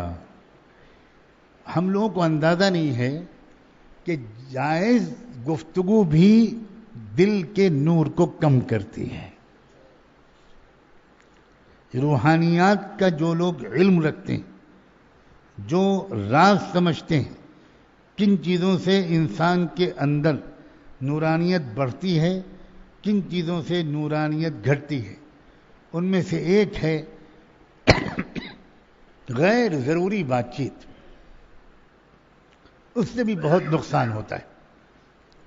بہرحال اتنی باتیں آج میں نے عرض کی ہیں، اللہ مجھے بھی میرے لیے بھی ان باتوں کو مفید بنا دے، آپ سب کو بھی بھرپور فائدہ پہنچے، اور شکر کے ساتھ، قدر کے ساتھ، خوشی خوشی کہ اللہ آپ نے در کا بھکاری بنا لیا۔ اب بھکاری آپ نے بلایا ہے تو بلائے ہوئے بھکاریوں کو کوئی سیٹھ واپس نہیں کرتا، خالی ہاتھ واپس نہیں کرتا۔ امید ہے کہ آپ بھی اپنے در سے ہم کو خالی ہاتھ واپس نہیں کریں۔ خوب توجہ کے ساتھ پہلے اللہ پاک سے چپ چاپ 1-8 منٹ یہ دعا مانگ لیجئے، اکیلے خاموشی کے ساتھ، کہ اللہ مجھ کو حقیقی دعا نصیب فرما۔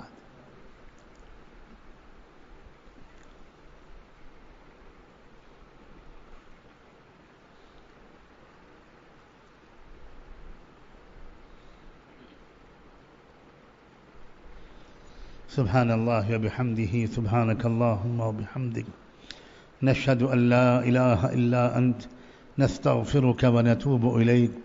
اللہم صل علی سیدنا محمد وعلی آل سیدنا محمد وبارک وسلم۔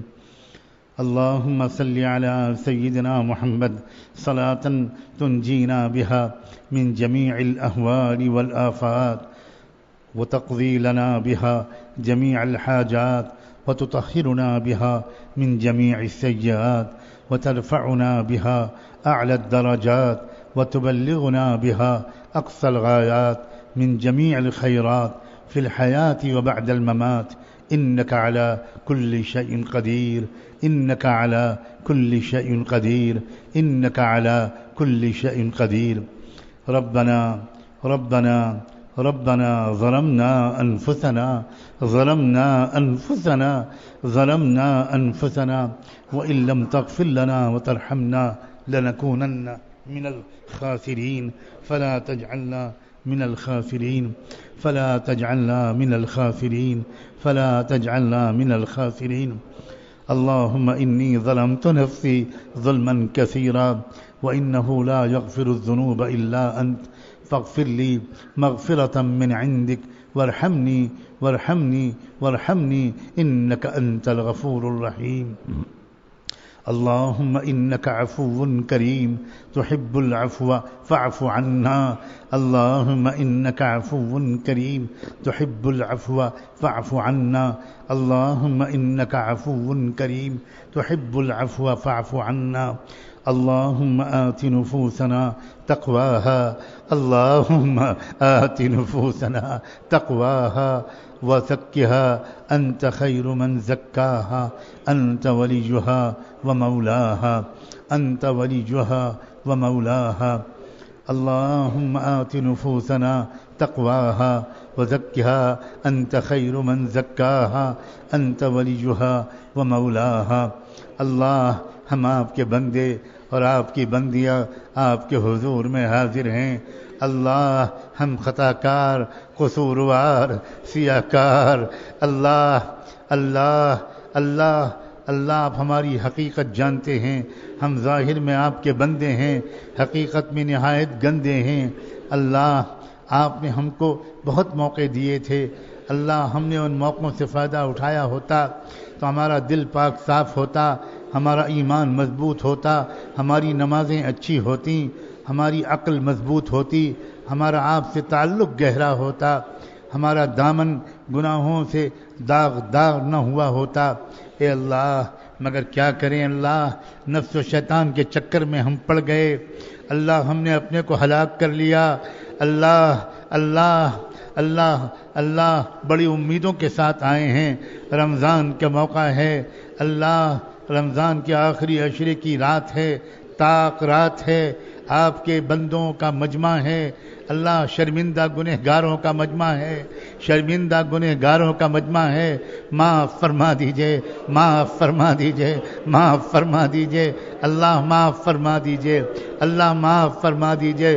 اللہ معاف کر دیجئے، اللہ معاف کر دیجئے، اللہ معاف کر دیجئے، اللہ معاف کر دیجئے.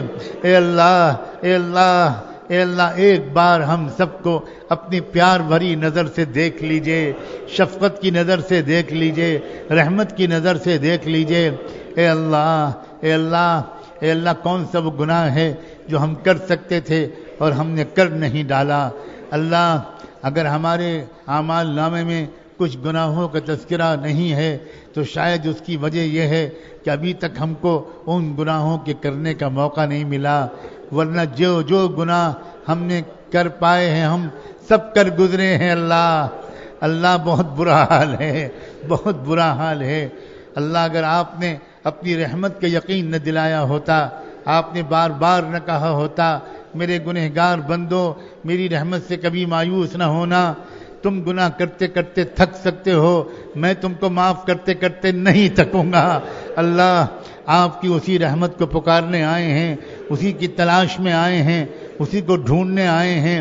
اے اللہ اللہ ہم سب پر بھی محبت کی نظر ڈال دیجئے اور پورے عالم میں اللہ رمضان کے اس مہینے میں اللہ آخری عشرے میں اعتکاف کے لیے جہاں جہاں آپ کے بندے بیٹھے ہیں اللہ ان سب کو معاف فرما، ان سب کے اعتکاف کو قبول فرما.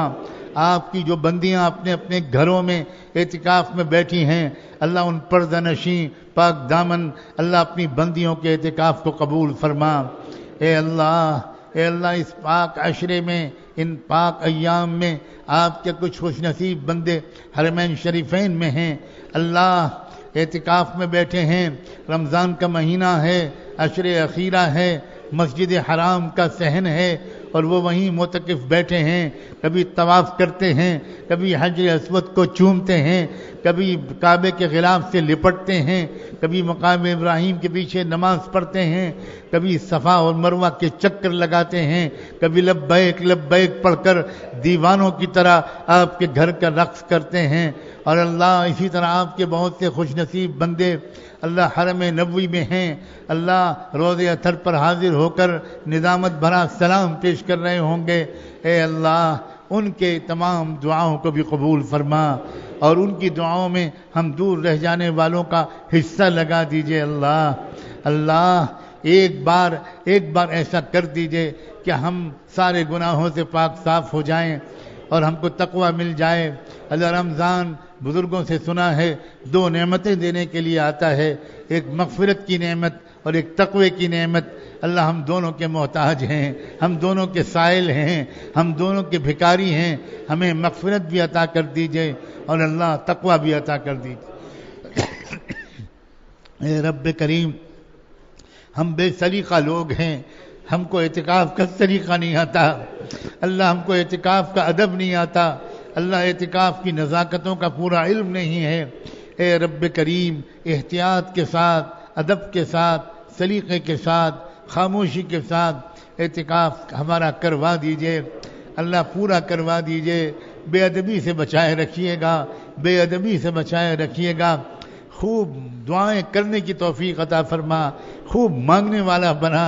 اللہ مانگیں اور پھر 2 رکعت نماز پڑھیں اور پھر مانگیں اور پھر سجدے میں گریں اور پھر مانگیں، اللہ تڑپ تڑپ کر مانگیں، اپنی تمام ضروریات مانگیں۔ اللہ اللہ اللہ اس طرح دعائیں کرنے کی توفیق عطا فرما اور ایک ایک دعا کو قبول فرما۔ اے رب کریم، اے اللہ، اے اللہ، اے اللہ، اے اللہ، اے اللہ، اے اللہ، اے اللہ ہمیں اپنا بنا لیجئے، اپنا بنا لیجئے۔ ماں سوا کی محبت کو عافیت کے ساتھ دل سے نکال دیجئے۔ سمجھداری والی زندگی عطا فرما، احتیاط والی زندگی عطا فرما، ہمدردی، سخاوت اور اللہ ہمدردی اور سخاوت جیسی صفات نصیب فرما۔ اے رب کریم، اے رب کریم، جو مانگا ہے وہ بھی عطا فرما، جو نہیں مانگ سکے مانگنا چاہیے تھا اللہ وہ بھی عطا فرما۔ اپنے کرم سے ہماری ٹوٹی پھوٹی تمام دعاؤں کو قبول فرما۔ وصلی اللہ تعالی علی خیر خلقہ سیدنا محمد وعلی آلہ وصحبہ اجمعین برحمتک یا ارحم الراحمین۔